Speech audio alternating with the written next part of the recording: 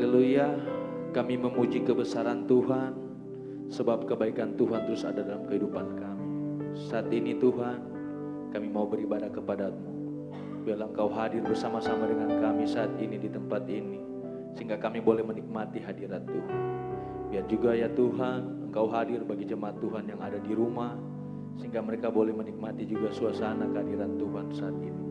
Terima kasih Tuhan, kami buka ibadah kami di dalam nama Tuhan Yesus Kristus. Haleluya, amin.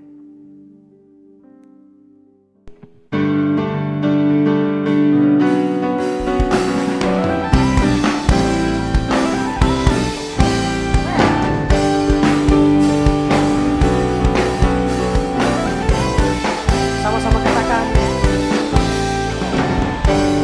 hati bersyukur masuk di hadirat, membawa pujian bagi-Mu Yesus. Memandang wajah-Mu bersuka di depan-Mu, sambil menceritakan kasih-Mu. Mengangkat tangan-Mu, bersorak-sorai mari kebaikan-Mu. Engkau baik, sangat baik, kasih yang tak pernah berubah. Engkau baik, sangat baik, kasih yang tak pernah berubah. Engkau baik, sangat baik, kasih yang tak pernah berubah. Engkau baik, sangat baik, kasih yang tak pernah berubah.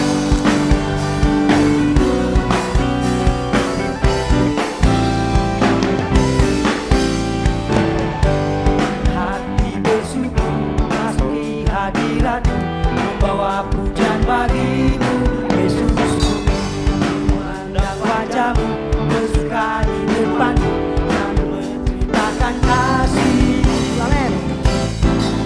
Mengangkat tangan-Mu, bersorak-sorai pagi kebaikan-Mu. Sama-sama katakan amin. Engkau baik, sangat baik, kasih setiamu tak pernah berubah.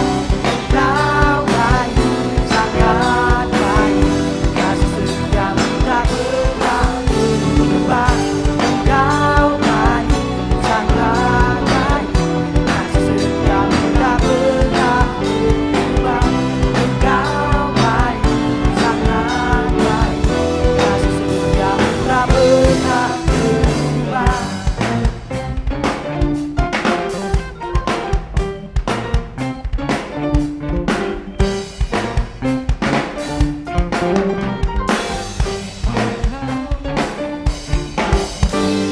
Engkau baik, sangat baik, kasih setiamu tak pernah berubah. Engkau baik, sangat baik, kasih setiamu tak pernah berubah.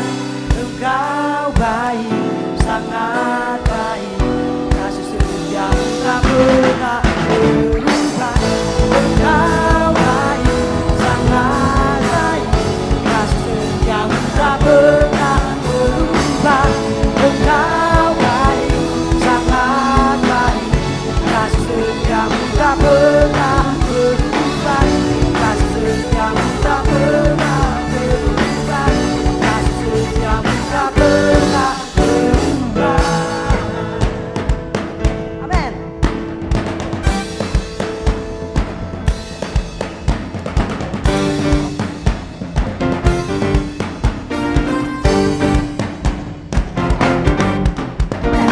Katakan kasih setiamu, betapa besarnya kebaikan-Mu. Penuhi kemuliaan-Mu, indahnya oh Yesus Tuhan. Katakan kasih setiamu, betapa besarnya kebaikan-Mu.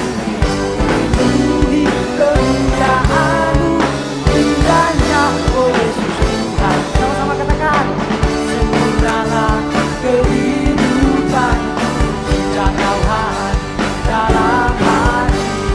Kuatkan setiap oh sungguh indahnya Yesus Tuhan.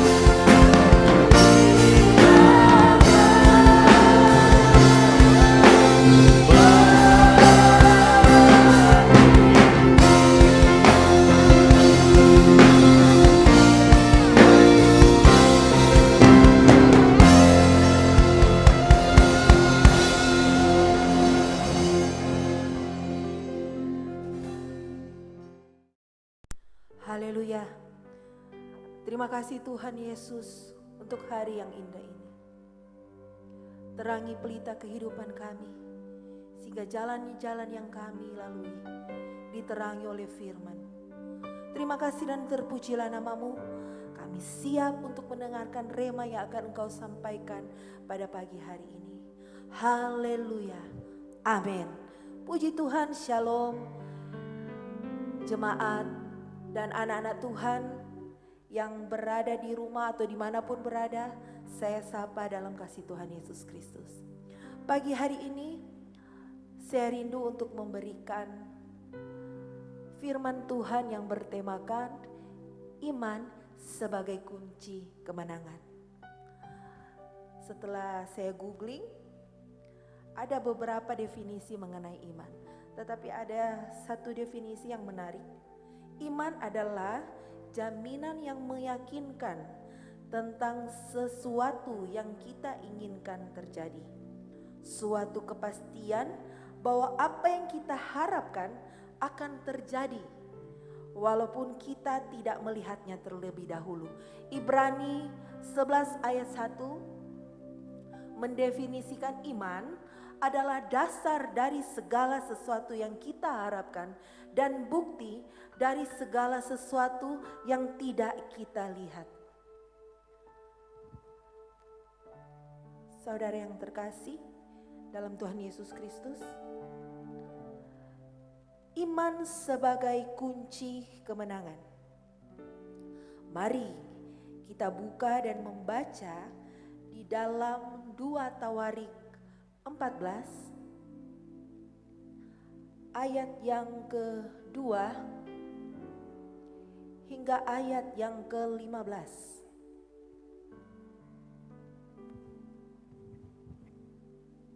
Saya akan membacakan untuk saudara. Perikopnya adalah Raja Asa, kemenangan atas Serah. Asa melakukan apa yang baik dan yang benar di mata Tuhan Allahnya. Ia menjauhkan mesbah-mesbah asing dan bukit-bukit pengorbanan, memecahkan tugu-tugu berhala dan menghancurkan tiang-tiang berhala. Ia memerintahkan orang Yehuda supaya mereka mencari Tuhan, Allah nenek moyang mereka, dan mematuhi hukum dan perintah. Ia menjauhkan bukit-bukit pengorbanan dan pedupaan-pedupaan dari segala kota di Yehuda, dan kerajaan pun aman di bawah pemerintahannya. Karena negeri itu aman dan tidak ada yang memeranginya di tahun-tahun itu, ia dapat membangun kota-kota benteng di Yehuda. Tuhan telah mengaruniakan keamanan kepadanya. Katanya kepada orang Yehuda, marilah kita memperkuat kota-kota ini dan mengelilinginya dengan tembok beserta menara-menaranya, pintu-pintunya dan palang-palangnya. Negeri ini masih dalam tangan kita, karena kita mencari Tuhan Allah kita dan Ia mencari kita serta mengaruniakan keamanan kepada kita di segala penjuru. Maka mereka melaksanakan pembangunan itu dengan berhasil. Pasukan-pasukan Asa yang dari Yehuda jumlahnya 300.000 orang yang membawa perisai besar dan tombak, dan yang dari Benyamin jumlahnya 280.000 orang yang membawa perisai kecil sebagai pemanah. Mereka semua pahlawan-pahlawan yang gagah perkasa. Serah orang Ethiopia itu maju berperang melawan mereka dengan tentara sebanyak 1.000.000 orang dan 300 kereta. Ia sampai ke Maresa. Lalu Asa maju menghadapinya. Mereka mengatur barisan perangnya di lembah Sefata dekat Maresa. Kemudian Asa berseru kepada Tuhan Allahnya, "Ya Tuhan, selain daripada Engkau, tidak ada yang dapat menolong yang lemah terhadap yang kuat. Tolonglah kami ya Tuhan, Allah kami. Karena kepadamulah kami bersandar, dan dengan namamu kami maju melawan pasukan yang besar jumlahnya ini. Ya Tuhan, Engkau Allah kami. Jangan biarkan seorang manusia mempunyai kekuatan untuk melawan Engkau. Dan Tuhan memukul kalah orang-orang Ethiopia itu di hadapan Asa dan Yehuda. Orang-orang Ethiopia itu lari, lalu dikejar oleh Asa dan laskarnya sampai ke Gerar. Dari orang-orang Ethiopia itu amat banyak yang tewas, sehingga tidak ada yang tinggal hidup, karena mereka hancur di hadapan Tuhan dan tentaranya. Orang-orang Yehuda memperoleh jarahan yang sangat besar. Mereka mengalahkan semua kota di sekeliling Gerar, karena ketakutan yang dari Tuhan menimpa penduduknya. Mereka menjarahi semua kota itu, karena jarahan yang besar terdapat di situ. Tenda-tenda pemilik ternak pun direbut mereka, dan banyak kambing domba dan unta diangkutnya sebagai jarahan. Lalu mereka kembali ke Yerusalem. Haleluya. 2 Tawarik 14 ini sesuai dengan perikopnya, yaitu kemenangan yang diperoleh oleh Raja Asa atas orang Ethiopia dari Sera. Raja Asa ini dia keturunan yang ketiga dari Salomo. Pada waktu Salomo meninggal, tahtanya diwarisi oleh Rehabeam, lalu kerajaan mereka terpecah menjadi Israel dan Yehuda. Setelah Rehabeam ada Raja Abia, yaitu ayah dari Raja Asa ini. Raja Asa ini setelah kita baca tadi, dia mendapatkan kemenangan yang sangat besar. Kemenangan yang diberikan oleh Tuhan atas dia. Sampai dikatakan di ayat yang ke-13, 14, 15. Dia mendapatkan jarahan yang besar. Sudah diberikan kemenangan, diberkati juga dengan berkat-berkat yang luar biasa. Apa yang menjadi kunci kemenangan dari Raja Asa ini? Bagaimana dia memiliki iman yang memiliki kunci sehingga bisa mendapatkan kemenangan besar. Yang pertama yang dilakukan oleh Raja Asa adalah di ayat yang kedua. Asa melakukan apa yang baik dan yang benar di mata Tuhan. Melakukan apa yang baik dan benar di mata Tuhan. Yang baik menurut kita belum tentu baik menurut Tuhan. Yang benar di pandangan dunia belum tentu benar di hadapan Tuhan. Raja Asa ini melakukan yang baik dan yang benar di hadapan Tuhan. Kadang-kadang iman kita sering diuji. Baik di dunia pekerjaan, di kuliah, di pergaulan kita.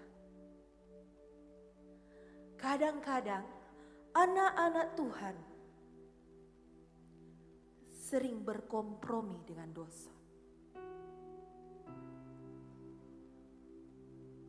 Masih melakukan hal-hal yang tidak berkenan di hadapan Tuhan. Datang beribadah, badannya yang duduk di dalam gereja. Pikirannya melayang-layang, bagaimana saya bisa deal, bagaimana kontrak saya bisa deal. Atau mungkin ada di dalam gereja, tetapi sibuk buat status at church atau selfie at church. Dia pikir pada waktu dia datang ke ibadah, dia melakukan hal yang baik dan benar di mata Tuhan.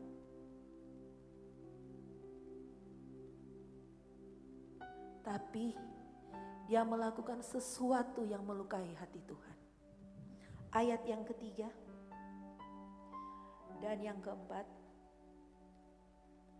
ia menjauhkan mesbah-mesbah asing dan bukit-bukit pengorbanan, memecahkan tugu-tugu berhala dan menghancurkan tiang-tiang berhala. Ia memerintahkan orang Yehuda supaya mereka mencari Tuhan, Allah nenek moyang mereka. Mesbah dan berhala di sini berbicara mengenai apa yang kita prioritaskan. Apakah prioritas utama kita adalah hobi kita? Kesukaan-kesukaan kita. Kadang-kadang kita lebih mengutamakan itu, memberhalakan itu. Sehingga kita tidak punya waktu lagi dengan Tuhan. Hobi kita main game dari pagi sampai malam, lupa berdoa. Tidak baca firman Tuhan. Atau lebih mementingkan pekerjaan kita daripada Tuhan. Bertabrakan mungkin hari untuk ibadah. Tapi kita memilih untuk entertain klien kita. Dalam hati ada sedikit pembenaran. Toh tentu Tuhan tahu. Kalau meeting ini berhasil, hasilnya saya akan berikan untuk pembangunan gereja. Hasilnya saya akan membangun rumah Tuhan dengan megah. Hasilnya saya akan memberkati anak-anak Tuhan. Bukan itu yang Tuhan inginkan. Yang Tuhan inginkan adalah melakukan apa yang baik dan benar di mata Tuhan. It's mean menuruti segala perintah dan hukumnya. Iman yang super menghasilkan kesaksian. Menjadi saksi yang hidup bagi orang lain. Dan mampu menarik orang yang belum mengenal Tuhan. Sehingga dia bisa bersepakat dengan iman kita. Banyak contoh di dalam Alkitab. Daniel, dia lebih memprioritaskan Tuhan. Ketika ada perintah langsung dari raja, bahwa seluruh negeri harus menyembah raja. Tidak ada siapapun atau oknum apapun yang bisa disembah selain raja. Tetapi Daniel memprioritaskan lain. Dia tidak memprioritaskan nyawanya. Dia adalah seorang, kalau sekarang mungkin dia seorang pejabat kerajaan. Dia adalah seorang pejabat. Dia tidak takut kehilangan jabatannya. Yang dia takut adalah dia kehilangan perkenanan Tuhan. Yang dia lakukan, dia tetap berdoa. Tetap melakukan ritualnya untuk menyenangkan hati Tuhan. Meskipun dia tahu resikonya. Dia lebih memprioritaskan apa yang baik dan benar di hadapan Tuhan. Dan kita sama-sama tahu endingnya. Endingnya adalah Tuhan memprioritaskan Daniel.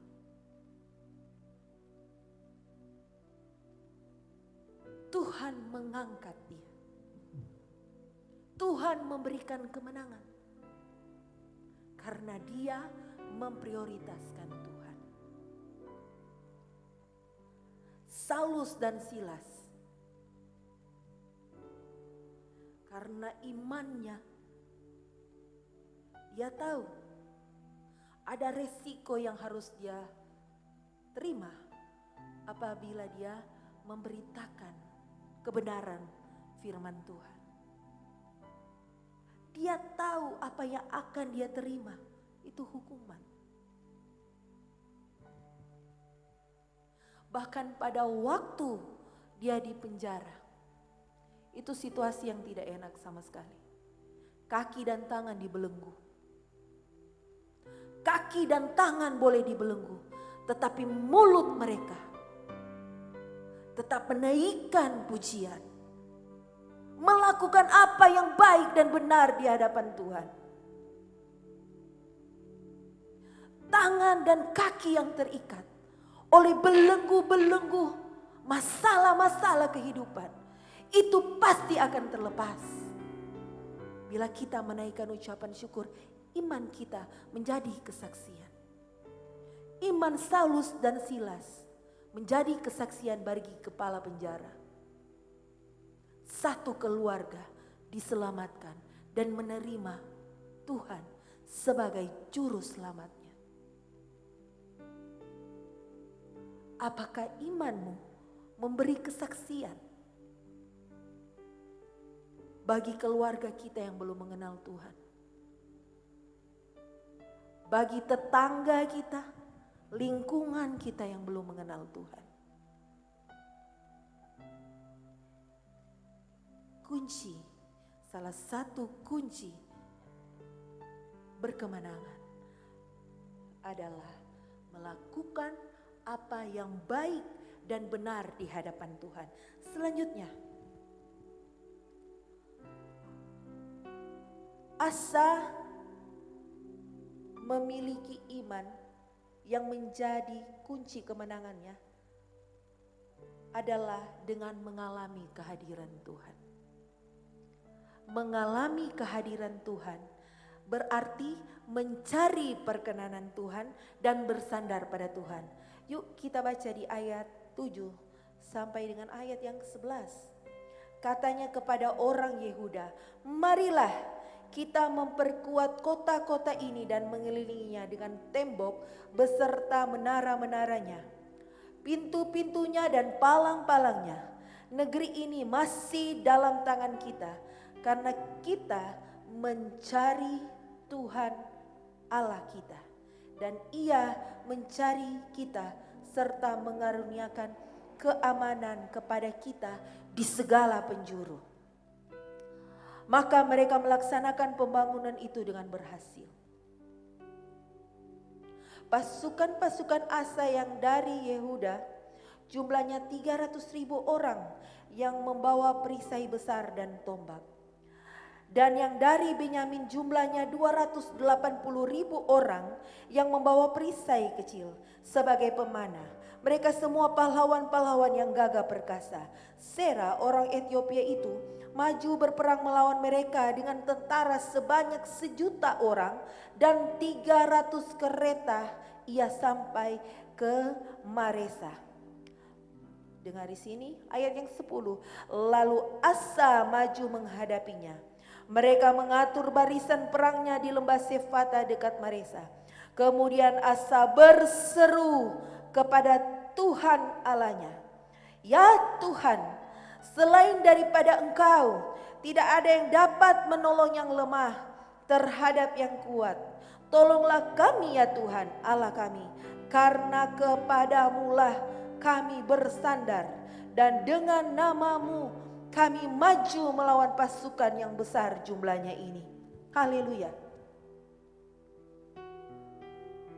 Kunci kemenangan yang kedua dari Asa, kunci kemenangan imannya ialah ia selalu mencari perkenanan Tuhan. Dia bersandar penuh kepada Tuhan. Dia mengalami kehadiran Tuhan. Pada waktu dia berhadap-hadapan dengan pasukan dari Sera, orang Ethiopia itu. Secara jumlah, secara kekuatan armadanya, armada tempurnya itu jauh lebih kecil dari kepunyaan Sera orang Ethiopia. Tetapi Asa tidak takut. Dia maju, berperang, berbaris menghadap pasukan dari Sera. Jumlah dari pasukan Asa itu hanya sekitar 300.000 orang. Dan 280.000 pemanah. Yang dia hadapi adalah 1 juta orang dan 300 kereta. Secara matematika, ahli perang, strategi perang manapun di atas kertas ini, kalau lihat kekuatan, peta kekuatan ini, mereka pasti akan berkata, ini Asa pasti kalah. Ini Sera orang Ethiopia ini pasti menang.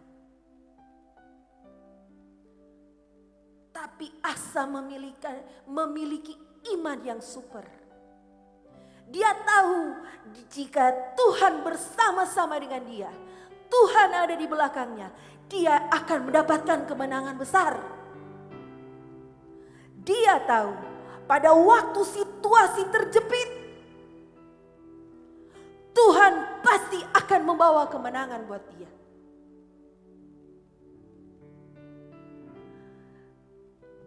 Dia percaya Tuhan pasti akan buat kemenangan. Bersama-sama dengan Tuhan di sini. Ayat 7 sampai ayat 11. Saya terpesona dengan imannya Asa ini. Dia percaya dia pasti akan menang karena dia bersandar kepada Tuhan.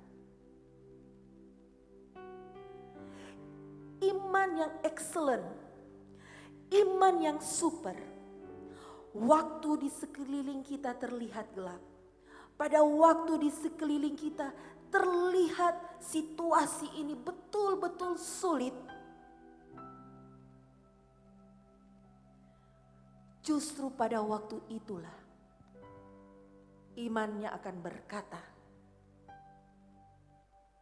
ada kemuliaan Tuhan yang akan Tuhan nyatakan.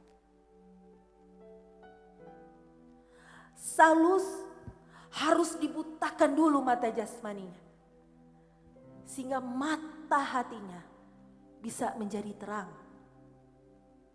bisa melihat kemuliaan Tuhan, bisa memproklamirkan bahwa Tuhan adalah Tuhannya. Imannya menjadi saksi bagi banyak orang.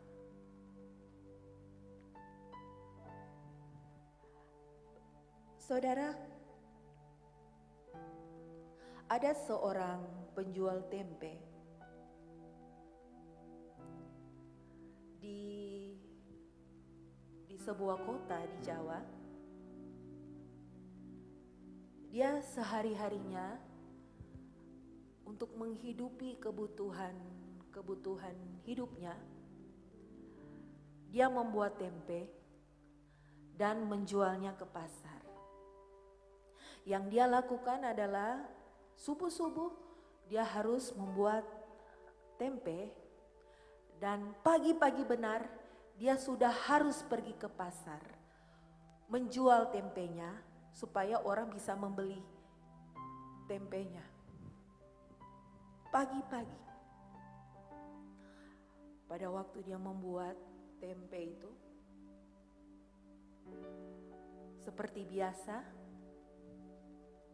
dan pada jangka waktu tertentu dia melihat sebelum pergi membawa tempenya ke pasar, dia lihat dulu. Apa yang dilihatnya? Tempenya belum jadi.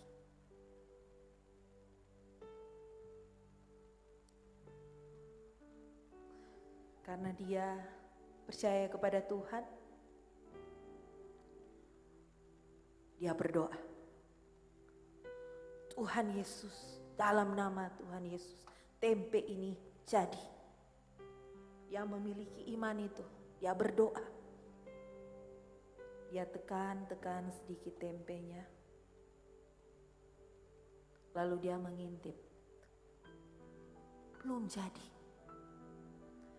Tapi karena dia melihat sudah semakin siang, dia harus bersegera untuk pergi.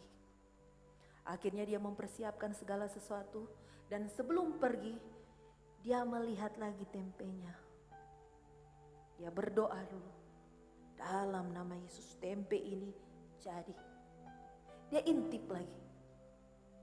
Tidak jadi.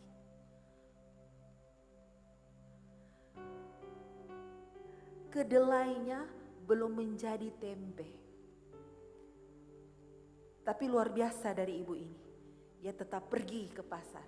Membawa kedelai yang belum menjadi tempe ini. Tempe yang belum jadi. Dia berharap di perjalanannya sampai ke pasar nanti, kedelainya sudah menjadi tempe. Akhirnya dia menggelar dagangannya. Dan sebelum dia meletakkan tempenya, dia intip dulu. Oh, belum jadi. Dia kebingungan. Akhirnya, yang dia lihat, teman-teman di sekelilingnya, pedagang-pedagang tempe, dagangan mereka sudah ada yang habis, ada yang tinggal sedikit. Dia kecewa. Saat itulah dia kecewa. Dan dia menangis kepada Tuhan. Tuhan, bagaimana? Apa yang saya harus lakukan? Tempe saya belum jadi. Saya mesti makan apa? Sedangkan di rumah menunggu hasil dari dagangan tempe saya. Pada waktu dia berdoa, dia selipkan dengan ucapan syukur. Tiba-tiba ada seorang ibu yang tergopoh-gopoh. Dia berbicara kepada si ibu yang jual tempe ini. Ibu, apakah ibu tahu pedagang yang menjual tempe yang belum jadi? Si ibu ini kaget. Dia mau bilang iya, jangan-jangan tempenya sudah jadi. Bimbang dia. Dia intip dulu dagangannya. Belum jadi. Akhirnya semua dagangannya dibeli oleh si ibu yang mencari tempe yang belum jadi. Ternyata anaknya yang di kota lain suka dengan tempe yang ada di daerah itu. Dan dia ingin tempe yang belum jadi supaya pada waktu dibawa tidak akan rusak. Jadi diharapkan pada waktu perjalanan si kacang kedelai itu bisa berproses menjadi tempe sehingga pada waktu tiba di kota tujuan dari anak tersebut tempe masih dalam keadaan yang baik. Pada waktu situasi yang lebih sulit, pada waktu situasi yang terasa lebih sukar, seharusnya disitulah anak-anak Tuhan berteriak lebih lantang lagi. Berdoa lebih kencang lagi. Memiliki iman yang lebih kuat. Sama seperti Raja Asa ini. Tuhan menyatakan kemenangan pada waktu situasi semakin sukar dan sulit. Sekarang yang bisa kita saksikan di video-video yang di-share di semua media sosial, nama Tuhan diteriakan. Semua mulut lidah mengaku bahwa Yesus adalah satu-satunya sumber jawaban.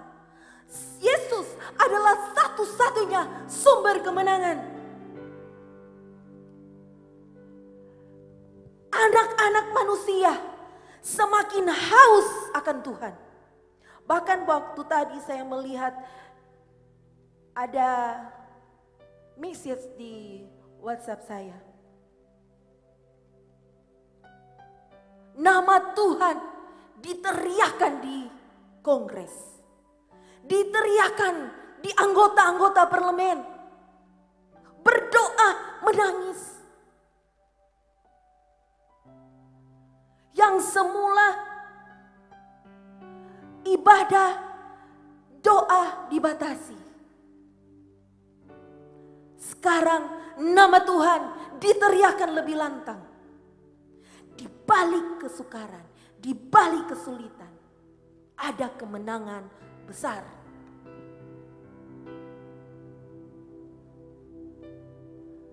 Saudara bisa tangkap ini? Pada waktu kita bersandar pada Tuhan, tidak ada satupun yang mustahil. Bahkan pada waktu Raja Asa menghadapi musuh yang besar, dia tidak takut.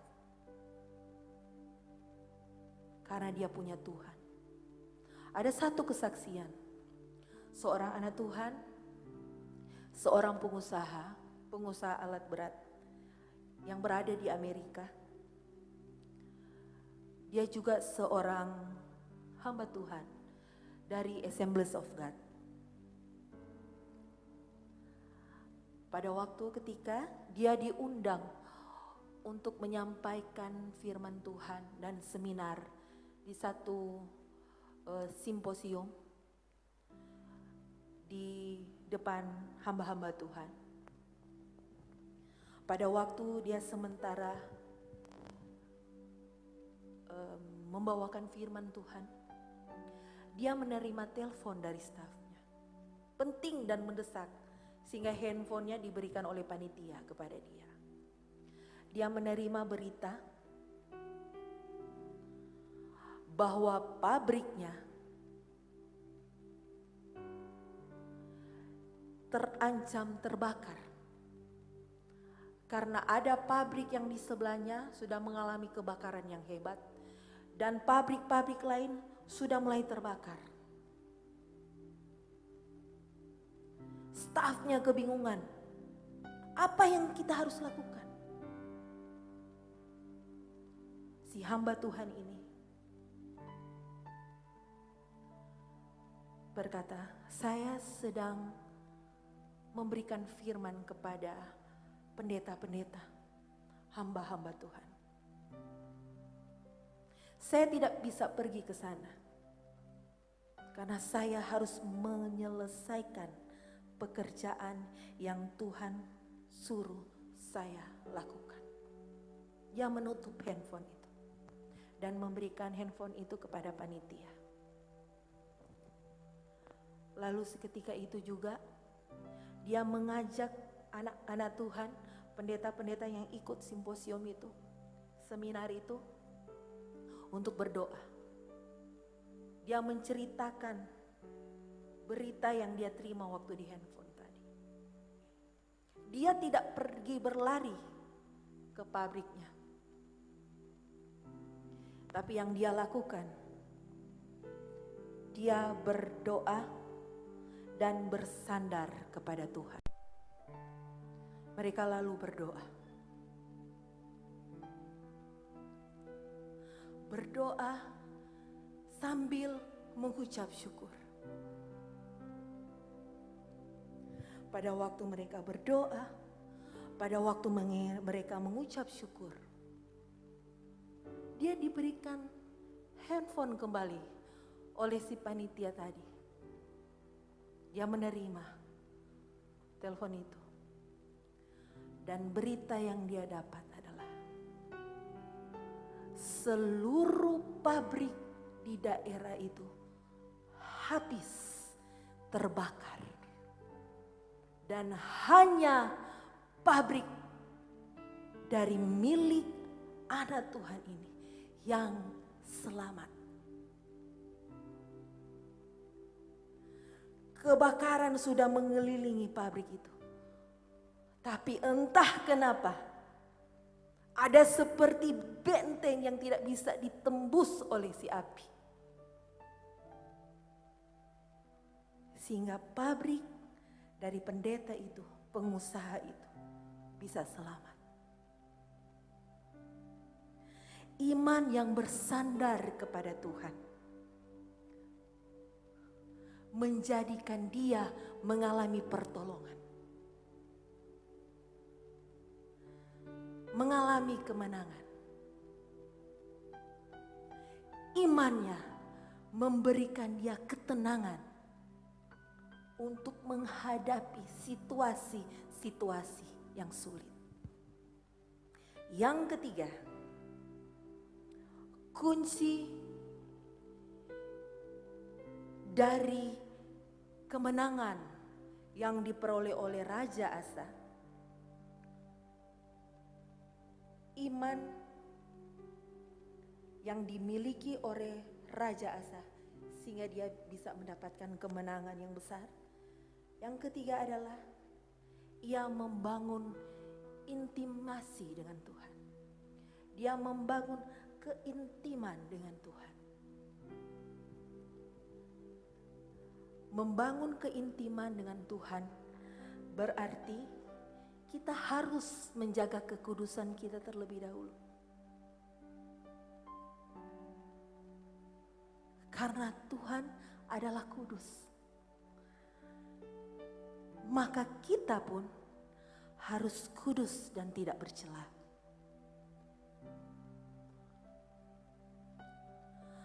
Berbuat serong tidak menjaga kekudusan. Mungkin Anda akan mendapatkan kesenangan-kesenangan yang bersifat sementara. Tetapi endingnya engkau tidak akan berkemenangan. Daud, endingnya kita sudah tahu semua. Anak kesayangannya melakukan pemberontakan. Meskipun ada kasih karunia Tuhan kepada dia.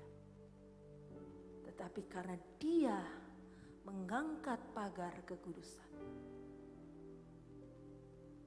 dia harus menyaksikan anak-anaknya saling membunuh. Dan tahtanya harus direbut. Harus menghadapi pemberontakan dari anak kesayangannya. Yang padahal Absalom itu adalah penggantinya.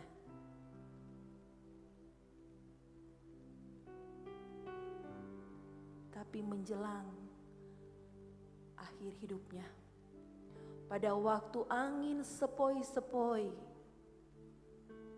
sudah membuat imannya tertidur, tidak menjaga keintiman dengan Tuhan,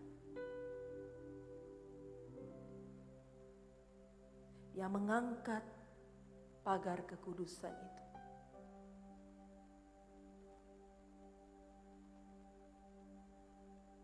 Dia tidak mengalami kemenangan yang indah di akhir hidupnya. Salomo, anak dari Daud, Alkitab mencatat Salomo itu raja yang penuh hikmat dan kebijaksanaan yang tidak dapat ditandingi oleh raja manapun. Kekayaannya tidak dapat ditandingi oleh raja manapun. Saudara, pendapatannya setahun cuma emasnya saja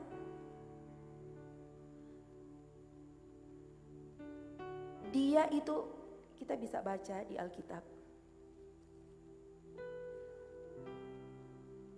di 2 Tawarik 9 ayat 13 sampai dengan 28, kita bisa baca di situ mengenai kekayaan Salomo. Emas yang didapatinya selama setahun hanya emas, bukan dengan upeti-upeti dari raja lain, bukan dari ternaknya, bukan itu, hanya emasnya. Jumlahnya dalam satu tahun itu 666 talenta. Talenta ini jumlah timbangan. Jadi satu talenta, kita bisa baca di kamus Alkitab, satu talenta itu sama dengan 34 kilogram. Jadi 666 kali 34 kilogram. Yuk buka kalkulator. Hasilnya adalah 22.644, kurang lebih begitu ya. Maaf kalau saya salah. Dikali dengan 1 gram. 1 gram sekarang itu nilai emasnya 700.000. Taruhlah 22.644 kali 700.000. Dapatnya triliunan, Pak. Bu.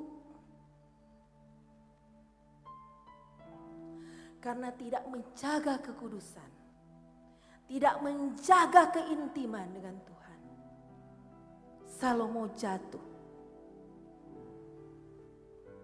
Hatinya tidak terpaut lagi pada Tuhan.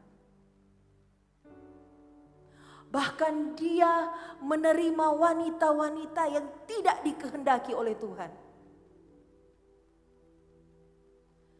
Dia mengandalkan harta kekayaan yang diberikan oleh Tuhan. Berkat dari Tuhan justru menjauhkan dia dari Tuhan. Tuhan itu tidak pernah bersatu dengan dosa. Iman itu mengandung ketaatan. Bila berbicara iman, itu mengandung ketaatan.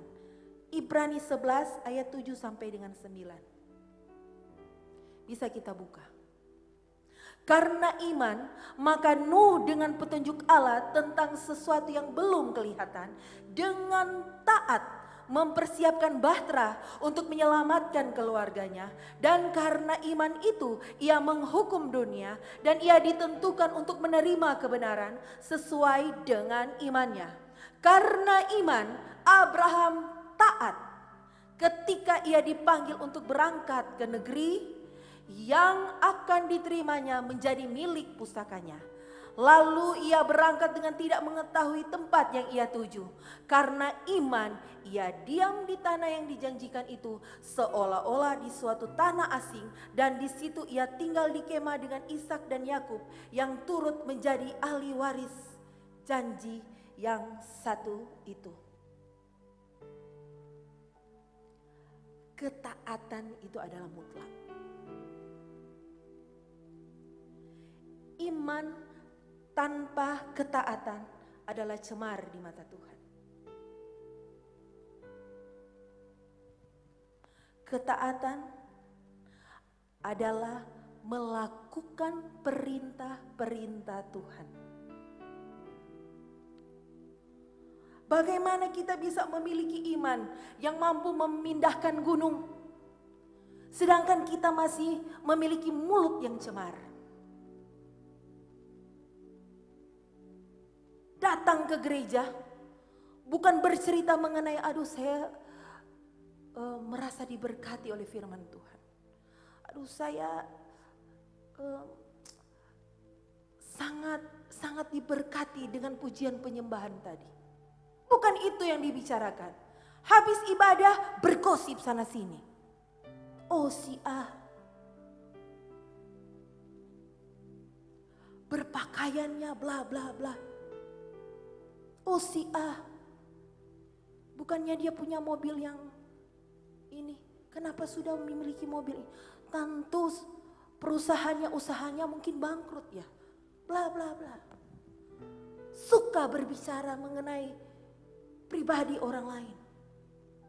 Bahkan ada hamba-hamba Tuhan saling bergosip tentang hamba Tuhan yang lain. Melihat pelayanan pendeta itu bukan berkata, oh puji Tuhan. Tuhan Yesus baik, memberkati dia. Malah bergosip di belakang. Oh dia sebenarnya tidak pantas jadi gembala. Dia tidak pantas sebenarnya menyandang status pendeta. Oh dia mendapat itu karena cuma pemberian orang. Karena dia mampu membangun gereja. Mampu membeli fasilitas untuk gereja. Suka bergosip. Hei, mimbarmu bukan cuma pada waktu engkau berfirman, mengatakan firman Tuhan di gereja. Mimbarmu ada juga di kehidupan sehari-hari. Memiliki iman yang berkemenangan adalah iman yang menghasilkan. Iman yang memberikan kesaksian bagi orang lain. Tidak perlu kita berkata-kata terlalu banyak. Tidak perlu kita membangun pencitraan diri. Tidak perlu. Orang-orang akan melihat caramu berbicara. Caramu bertutur. Caramu bertindak.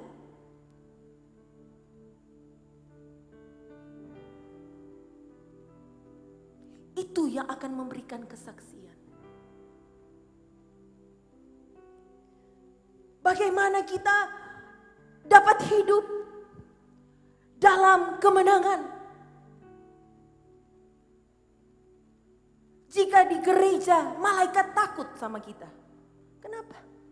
Kalah suci dengan malaikat. Oh puji Tuhan. Shalom. Haleluya, malaikat bersembunyi. Karena kalah kudus dengan kita. Tapi pada waktu keluar, setan minder. Karena kalah kasar dengan kita. Kalah jahat.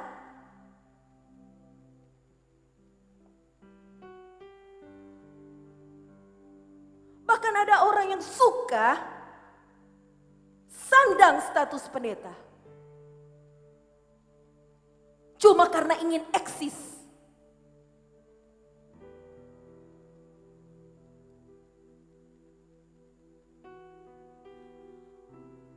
Pergaulan banyak hamba ingin masuk di situ. Tapi mulut itu penuh dengan cemar.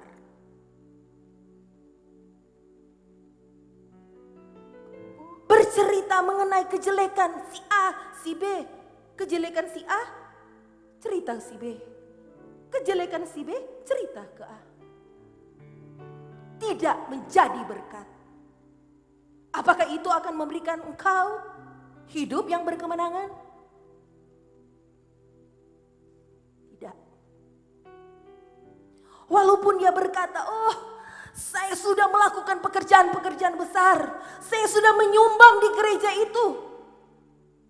Saya ini diaken gereja.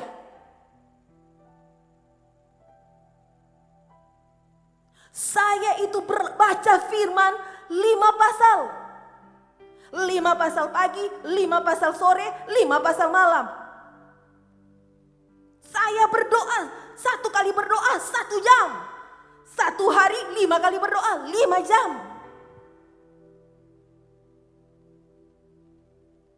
Mari tidak menjaga kekudusan. Tuhan bilang, Matius 7 ayat 21 sampai 23. Enyalah engkau, hai si pembuat kejahatan. Aku tidak mengenal engkau.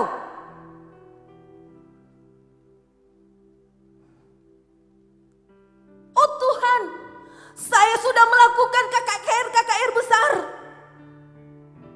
Saya melakukan mujizat demi nama-Mu. Saya mengusir setan demi nama-Mu. Bla bla bla. Tuhan berkata, enyalah engkau, hai si pembuat kejahatan. Aku tidak mengenal engkau.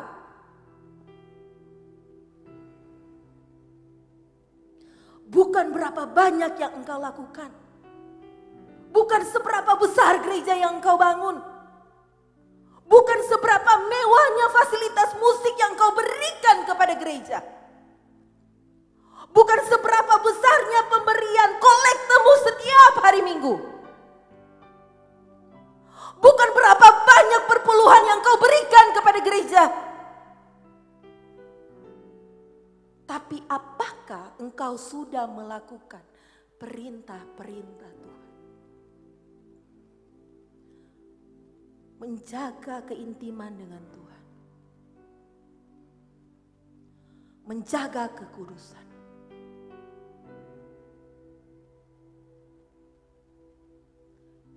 Tidak melakukan hal-hal yang cemar. Melakukan apa yang baik dan benar di hadapan Tuhan. Apakah pelayananmu, motivasimu adalah murni untuk menyenangkan hati Tuhan? Apakah engkau bergereja setiap minggu adalah motivasimu adalah mencari Tuhan? Ataukah hanya untuk terlihat baik saja? Ataukah engkau melayani orientasimu hanya duit? Cien. Saya bisa pastikan itu. Engkau tidak akan hidup dengan penuh kemenangan. Dan yang paling menyakitkan, engkau tidak dikenal oleh Tuhan. Yang paling sangat-sangat sakit, pada waktu menghadap Tuhan, Dia tidak mengenal engkau.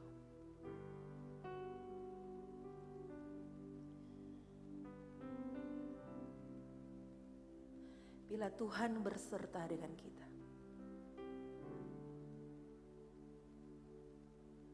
bila kita ingin memiliki iman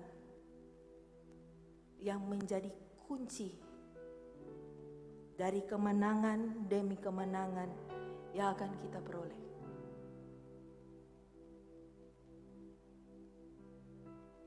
Dua Tawarik 15 ayat 2.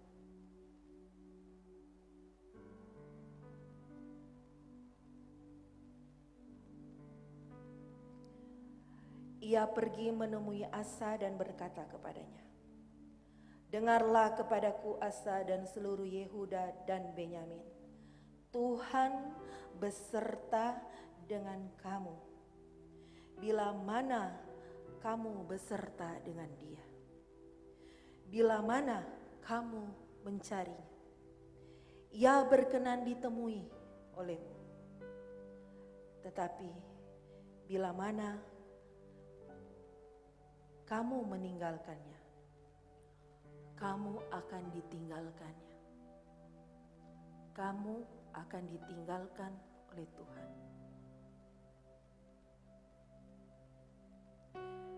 Tuhan akan selalu beserta dengan kita.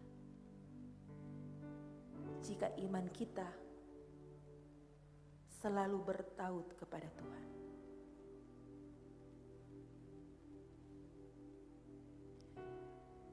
Dia, Tuhan, akan berkenan atas semua doa-doamu yang kau panjatkan dengan penuh iman. Bila iman kita selalu rindu mencari Tuhan, selalu rindu mencari Dia, apa yang akan Tuhan karuniakan? 2 Tawarik 14 dibaca ayat 2 sampai dengan ayat yang ke-15. Tuhan pertama, kita baca saja.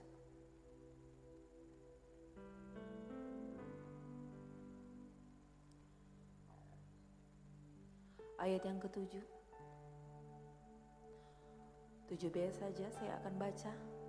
Negeri ini masih dalam tangan kita, karena kita mencari Tuhan Allah kita, dan Ia mencari kita, serta mengaruniakan keamanan kepada kita dari segala penjuru.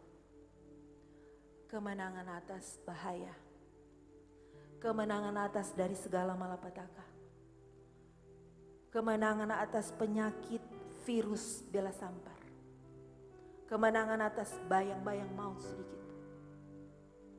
Tuhan akan memberikan itu.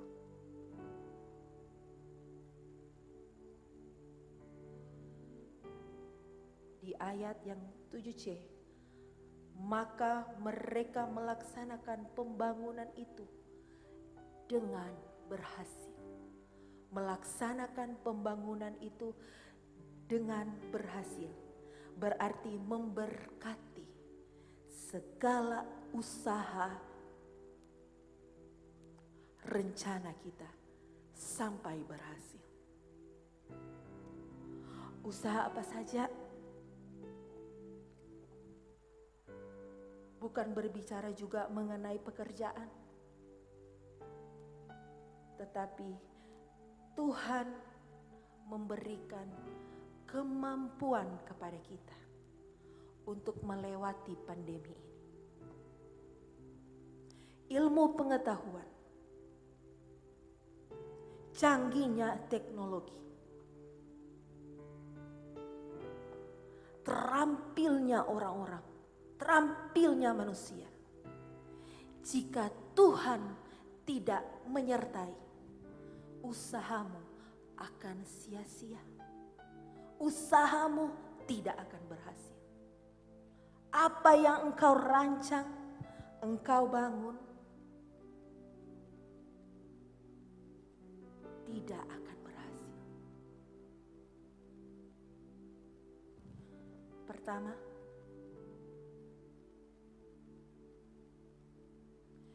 hiduplah dalam kebenaran firman Tuhan, melakukan apa yang baik dan benar di mata Tuhan. Yang kedua, mencari perkenanan Tuhan, mengalami Tuhan setiap hari. Yang ketiga, menjaga keintiman dengan Tuhan, menjaga kekudusan, taat. Itulah kunci iman dari Raja Asa, sehingga dia bisa memperoleh kemenangan demi kemenangan. Haleluya. Haleluya Tuhan Yesus. Ajar kami Tuhan untuk hari demi hari beroleh hati yang penuh hikmat dan bijaksana.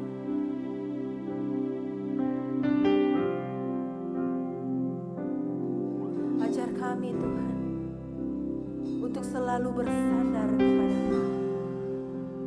Ajar kami Tuhan untuk selalu mencari perkenanan-Mu setiap saat.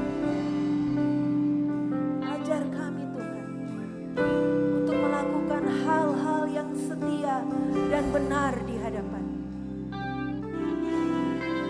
Ajar kami Tuhan,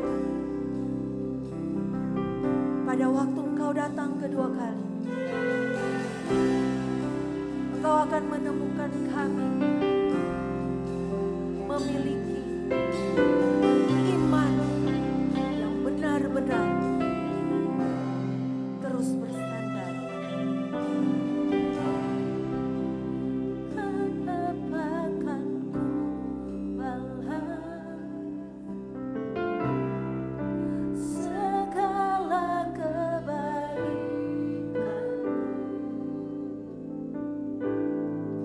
segenap hatiku menyembahmu Yesus.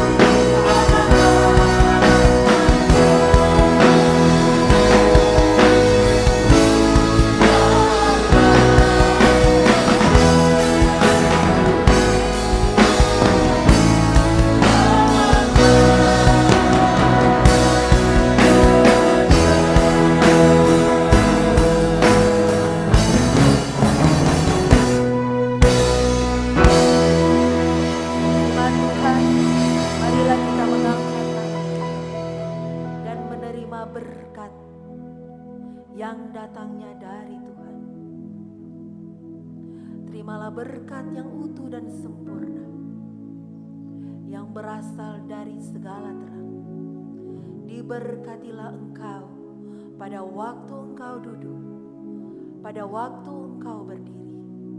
Dijagai dan dilindunginya engkau pada waktu engkau keluar dan pada waktu engkau masuk. Bayang-bayang maut sedikit pun dilalukan di dalam nama Tuhan Yesus. Tinggal dan pulanglah dalam damai sejahtera, dalam persekutuan Putra Allah dan Roh Kudus, menjadi milik bagian dari kita semua, sampai kita dijemput di angkasa yang indah permai. Maranatha, Tuhan Yesus datang kedua kali. Haleluya. Amin. Selamat hari Minggu. Salam kemenangan.